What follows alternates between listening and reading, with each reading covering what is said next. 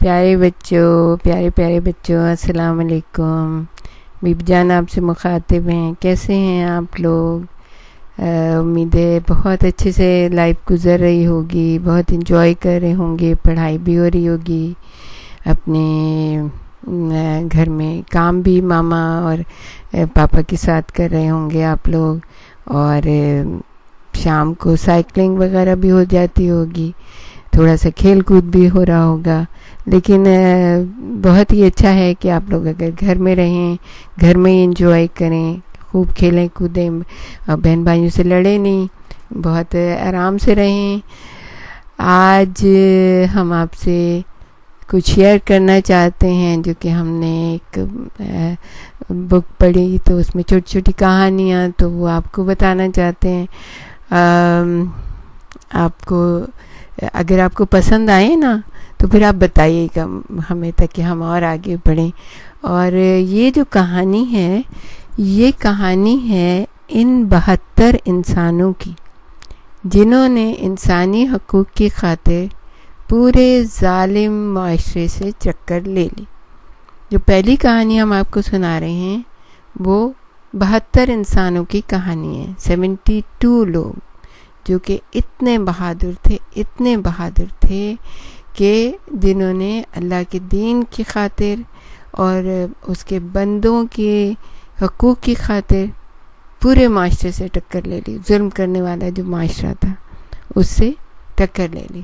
اچھا، یہ کہانی ہم آپ کو بتائیں 1400 سال پرانی کہانی ہے، 1400 ایئرز اس کہانی کو گزر گئے، لیکن ایسا محسوس ہوتا ہے یہ کہانی آج کی کہانی ہے۔ جب آپ اس کو سنیں گے تو آپ کو لگے گا یہ تو ہمارے دور کی کہانی ہے، یہ تو ایسی کہانی ہے جو آج بھی سب کچھ ہو رہا ہے۔ کیونکہ آپ کو پتہ ہے نا، انسان کا سب سے بڑا دشمن کوئی اور نہیں ہے، انسان خود ہی ہے۔ اور لیکن ایک اور بات بھی ہے کہ انسانیت کا سب سے بڑا دوست جو ہے وہ بھی انسان ہے۔ اب یہ اس میں دونوں میں تخصیص ہے، انسان دو طرح کے ہوتے ہیں، اچھے انسان بھی ہوتے ہیں، برے انسان بھی ہوتے ہیں۔ یہ اس کہانی ان لوگوں کی ہے کہ جنہوں نے جب یہ دیکھا کہ معاشرے میں اتنا ظلم ہو رہا ہے، ستم ہو رہا ہے، لوگوں کو کاٹا جا رہا ہے، لوگوں کو مارا جا رہا ہے، لوگوں کے حقوق غصب کیے جا رہے ہیں، لوگوں کو جو ہے نا دکھ دیا جا رہا ہے، تو انہوں نے انسانیت کا پیغام آگے بڑھایا۔ انہوں نے اپنی جانوں کا نذرانہ پیش کیا، لیکن انسانوں کی بھلائی کے لیے انہوں نے دنیا کے سامنے ایک نظیر رکھ دی۔ آج بھی جب دنیا کے کسی کونے میں کوئی یزید سر اٹھاتا ہے تو حسین بڑھ کر اس کی کلائی مڑوڑ دیتے ہیں۔ آج بھی اجالا اندھیرے سے برسر پیکار ہے، اندھیرے اور اجالے میں جنگ ہے۔ ہم آپ کو انہی حسین کی کہانی سنا رہے ہیں۔ آپ نے بہت سنی ہوگی، بچے کو نام حسین تو سب کو یاد ہے، ہاں، لیکن اب تھوڑا سا ہم آپ کو سمپل طریقے سے نئے انداز میں کہانی سنا رہے ہیں۔ اب وہ کہانی یہ ہے کہ جس وقت امام عالی مقام امام حسین علیہ السلام اس دنیا میں آئے تو کیفیت کیا تھی اس وقت؟ جب آپ کو پتہ ہے نا، جب ایک چھوٹا بچہ گھر میں آتا ہے تو کتنی خوشی ہوتی ہے، کتنی تیاریاں ہوتی ہیں، کتنے کپڑے بن رہے ہوتے ہیں، کتنے گھر کی صفائی ہو رہی ہوتی ہے، کیونکہ ایک نیا انسان دنیا میں آ رہا ہوتا ہے۔ لیکن یہ ایک عام سا بچہ نہیں تھا، یہ بچہ ایسا تھا کہ جن کی آمد پہ فضا میں آسمانی نغمے گونج رہے تھے، ہواؤں میں فرشتوں کے پروں کی سرسراہٹ تھی، کائنات ایک عجیب و غریب مسحور کن آسمانی نور میں نہائی جگمگا رہی تھی۔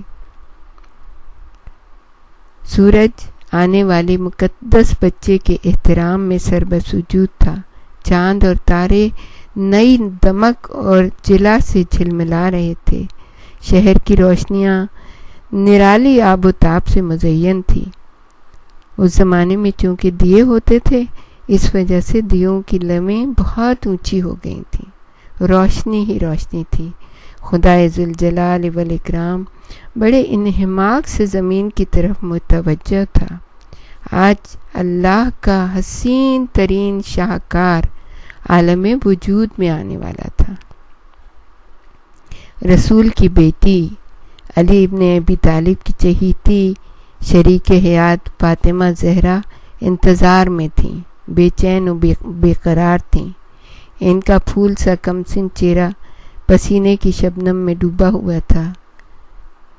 علی ابن ابی طالب بڑے بیٹے حسن کو کاندھے سے لگائے بے چین ٹہل رہے تھے۔ جان سے پیاری بیوی کے کرب کا احساس بے چین و بے قرار تھا۔ ایسے نازک وقت میں جب ماں کو اپنے ماں کے پیار کی ہی ضرورت ہوتی ہے، ان کی ماں اس دنیا سے جا چکی تھی، تو علی ابن ابی طالب کے لب دعا کے لیے اضطراب سے ہل رہے تھے۔ اے رحیم و کریم، دنیا کے پالن ہار، اس بن ماں کی بچی پر رحم فرما۔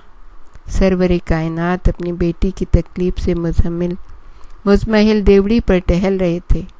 ماں کا دکھ کیونکہ ماں ہی کا حصہ ہے، کوئی اس درد کو بانٹ نہیں سکتا، لیکن رسول بھی دعا کر رہے تھے، علی بھی دعا کر رہے تھے۔ اب ہم آپ کو یہ بتائیں گے کہ یہ ہستی کون تھیں، یہ ہستیاں کون تھیں۔ پیغمبر اکرم صلی اللہ علیہ وآلہ وسلم، ان کے بارے میں تو آپ جانتے ہیں، اللہ کے نبی تھے، اللہ کے پیغامبر تھے، اللہ کا پیغام اس کے بندوں تک پہنچانے کے لیے آئے تھے۔ ان کی بیٹی فاطمہ زہرا کا یہ قصہ ہے۔ آپ نے اپنی بیٹی کو بڑے ناز و نام سے پالا تھا۔ بیٹیاں تو بہت پیاری ہوتی ہیں نا، سب کو اپنی بیٹیاں بہت اچھی لگتی ہیں، لیکن جب رسول نے اپنی بیٹی کو پیار سے پالا تھا، یہ وہ زمانہ تھا جب عرب وحشی اپنی بیٹیوں کو زندہ دفن کر دیا کرتے تھے۔ لڑکی ذات کو بہت برا سمجھا جاتا تھا، اور بس یہ سمجھا جاتا تھا کہ جیسے قرآن بھی یہ کہہ رہا ہے کہ اگر لڑکی کی اس کو اطلاع ملتی تھی تو اس کا چہرہ سیاہ پڑ جاتا تھا، اور وہ چاہتا تھا کہ اس کو جو ہے نا بچی کو یا تو دفن کر دے زندہ، یا پھر اس کو جو ہے رہنے دے اور خود بے عزتی کی زندگی گزارے۔ لیکن ہمارے رسول جیسے اور چیزوں کے لیے رحمت بن کے آئے تھے، اسی طرح رسول اللہ نے اس بیہودہ رسم کے خلاف بھی آواز بلند کی۔ اپنے قول کو فعل سے ثابت کرنے کے لیے انہوں نے اپنی بیٹی کو وہ سارے حقوق دیے جو ایک انسان کو مہذب دنیا میں ملنے چاہیے۔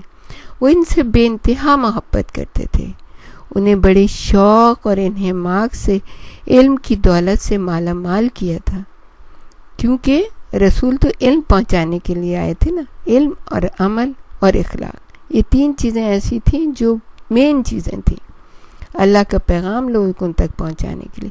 تو رسول اللہ اپنی بیٹی سے بڑی محبت کرتے تھے، ان کی عزت بھی بہت زیادہ کرتے تھے۔ جب ان کی بیٹی آتی تھیں تو ہمیشہ تعظیم کے لیے کھڑے ہو جایا کرتے تھے، اور یہ وہ ہستی تھیں کہ جو اپنی بیٹی کی اتنی تعظیم کرتی تھیں، لیکن یہ وہ ہستی تھیں کہ جن کے قدموں میں بڑے بڑے شہنشاہوں کے سر جھکتے تھے۔ جب آپ نے اپنی بیٹی کو اس طرح عزت دی تو لوگ بھی اپنی بیٹیوں کی وقت کرنے لگے، اپنی بیٹیوں کی عزت کرنے لگے، اور بیٹی کا باپ ہونا کوئی بری بات نہیں بلکہ قابل فخر بات سمجھا جانے لگا تھا۔ جب فاطمہ زہرا بڑی ہوئیں تو ان کے لیے بڑے بڑے شہزادوں اور بادشاہوں کے پیغام آنے لگے۔ بہت مالدار لوگ اپنے مال کے چکر میں رسول کو لبھانے کے لیے پہنچ گئے، مگر رسول اللہ نے سب کو ٹال دیا۔ لوگ بڑے چکر میں تھے کہ رسول اللہ کو بیٹی کے لیے کیسی برق کی تلاش ہے، ارادہ کیا ہے، آخر بیٹی کو کب تک بٹھائے رکھیں گے۔ لیکن یہ وہ بیٹی تھی جو باپ کے سینے کا بوجھ نہیں تھی جسے ہٹانے کے لیے اسے کسی کے سپرد کر دیا جائے۔ وہ ان کی بیٹی تھی، جگر کا ٹکڑا تھی۔ وہ ان کے لیے ایسا شوہر تلاش کرنا چاہتے تھے جو ہر طرح ایک مکمل انسان ہو، جسمانی طور پہ بھی اور روحانی طور پہ بھی، جسے وہ اپنی بیٹی کی طرح عزیز رکھتے ہوں۔ پیغمبر خدا کو اللہ کا پیغام انسانوں تک پہنچانے کے لیے ایک معین و مددگار کی ضرورت تھی، ایک ایسا شریک کار جوان جو ان کا بوجھ بانٹ سکے، جس پر وہ بھروسہ کر سکیں، جو ان کے پیغام انسانیت کو، اللہ کے پیغام کو اپنی روح میں جذب کر سکے اور اسے دوسروں تک پہنچا سکے۔ اس وقت آپ کو پتہ ہے صرف 7 افراد یعنی 7 لوگ جو تھے وہ اسلام لے کے آئے تھے، اور ان کی بھی جان و مال کی خیریت نہیں تھی، وہ چھپ کر عبادت کرتے تھے۔ ایک دن رسول خدا نے ایک دعوت کی اور اس میں سب کو بلایا، اپنے جتنے دور دراز کے بھی عزیز تھے، عرب کے لوگ تھے، ان کو مدعو کیا، بلایا، کیونکہ اللہ نے ان کو کہا تھا کہ اب اپنے رشتہ داروں کو یہ دین کا پیغام پہنچا دو۔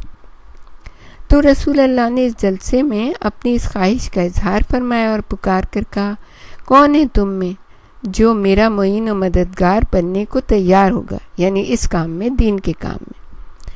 بنی ہاشم جو آپ کا گھرانہ تھا، سبھی معزز لوگ شریک جلسہ تھے، مگر سب ڈرے ہوئے بیٹھے تھے، کسی نے بھی لبیک نہ کہا۔